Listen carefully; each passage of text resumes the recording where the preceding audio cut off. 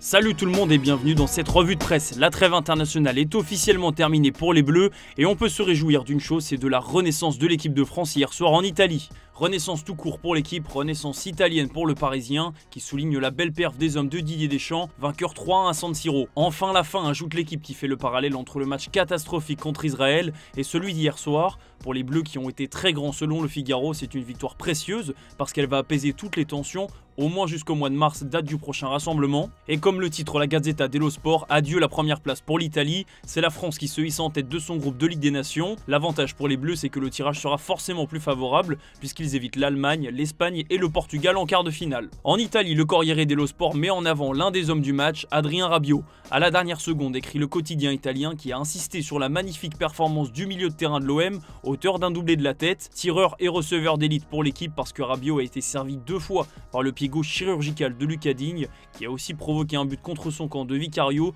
sur un coup franc exceptionnel. La cinquantaine rugissante puisque le buteur et le passeur fêtaient en même temps leur 50e cap avec l'équipe de France. La Provence aussi se réjouit du gros match de Rabiot, la tête forte, de bon augure pour l'OM qui attend encore de le voir à son meilleur niveau depuis son arrivée. Même en Espagne, la perf de l'ancien de la Juve est soulignée. Pour revenir au foot de club, les relations entre la France et l'Italie ne vont pas se stopper pour autant avec le score d'hier. La Gazzetta dello Sport a écrit un papier sur le cas Milan Skriniar. La Juve est toujours très intéressée et Skriniar a dit oui pour y aller. Problème, l'opération est un peu chère pour la vieille dame, donc il pourrait y avoir un deal incluant Nicolo Fagioli, le milieu italien qui intéresse le PSG. On parle aussi d'un prêt pour Skriniar, mais c'est clairement pas sa priorité, ou alors avec une option d'achat obligatoire. D'ailleurs, même Fagioli ne voudrait pas être prêté. Bref, pour le moment, ce n'est qu'une éventualité, mais cette formule est réfléchie en interne. Au passage, le journal italien évoque la situation de Randal Kolo Muani qui était suivi par la Juventus. Ça serait l'occasion pour le club turinois de prendre un peu plus de renseignements sur l'attaquant français. On file en Angleterre où l'amour triomphe. Lovely titre le Daily Mirror pour souligner l'excellent travail de Lee Carsley, le sélectionneur intérimaire. L'Angleterre a écrasé l'Irlande 5-0 hier,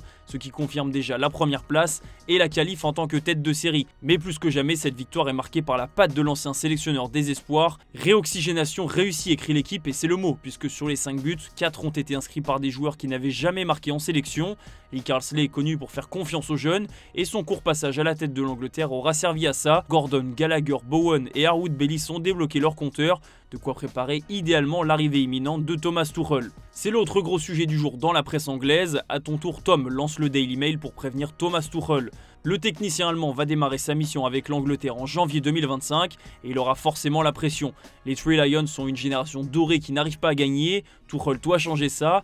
Même le Mirror insiste sur cette formulation. Les Anglais sont qualifiés en quart de finale de la Ligue des Nations. Il n'y a plus qu'à performer. Pour ça, Thomas Tuchel pourra compter sur le talisman de cette équipe, comme l'explique le Mirror, un certain Harry Kane. Même s'il a démarré sur le banc en Grèce cette semaine, Kane était bien titulaire hier. Il a encore marqué sur penalty et montré qu'il était indispensable, comme un bon capitaine qu'il est de cette équipe. Et Tuchel aura un avantage, c'est qu'il a travaillé avec Harry Kane pendant une saison lorsqu'il était l'entraîneur du Bayern Munich. On clôture cette revue de presse en Espagne où Marca met Pedri à l'honneur sur sa une. Ce soir, les Espagnols jouent à Tenerife contre la Suisse.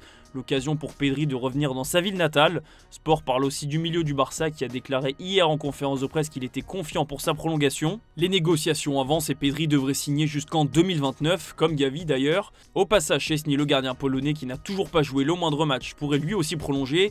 On se rappelle qu'il est arrivé il y a quelques temps au FC Barcelone pour pallier la blessure de Marc-André Ter Stegen. Et même s'il n'a pas joué le moindre match, le club catalan est satisfait de son travail et de son comportement à l'entraînement. Donc il pourrait continuer l'aventure avec Barcelone. Évidemment, il faudrait qu'il ait un peu plus de temps de jeu, mais pour le moment, Iñaki Peña donne satisfaction à Hansi Flick. En attendant de prolonger tous ces éléments, le Barça prospecte un peu partout, que ce soit en défense, au milieu et même en attaque. Et justement, Hansi Flick est un sérieux argument sur le mercato. Mundo Deportivo explique même que le Bayern Munich s'inquiète de sa présence en Catalogne parce qu'il a la capacité de convaincre Alphonso Davies, voire même Joshua Kimmich de le rejoindre en Espagne. On sait que Davies est aussi suivi par le Real Madrid, mais son agent a récemment déclaré qu'il laissait toutes les options ouvertes, notamment celle du Barça. Même rengaine dans le dossier Jonathan Tah, le Bayern est sur le coup, mais l'intérêt du Barça et la présence d'Hansi Flick pourraient changer la donne. Donc clairement, au-delà du point sportif, c'est une excellente nouvelle pour le Barça, le recrutement de l'entraîneur allemand, parce que même sur le mercato, il a un impact considérable sur le Barça. À Madrid, c'est Endrick qui est dans le dur. AS révèle que le Brésilien s'attendait à plus de temps de jeu, mais il ne lâche pas l'affaire pour autant. Endrick est convaincu que son moment viendra, et il a forcément l'exemple de Vinicius pour garder espoir. On se souvient que le Brésilien avait mis du temps à s'imposer au Real Madrid, et maintenant quand on voit où il en est aujourd'hui, ça peut forcément donner confiance à Endrick. Enfin, un petit point mercato, toujours selon AS, le retour imminent de David Alaba devrait pousser le Real Madrid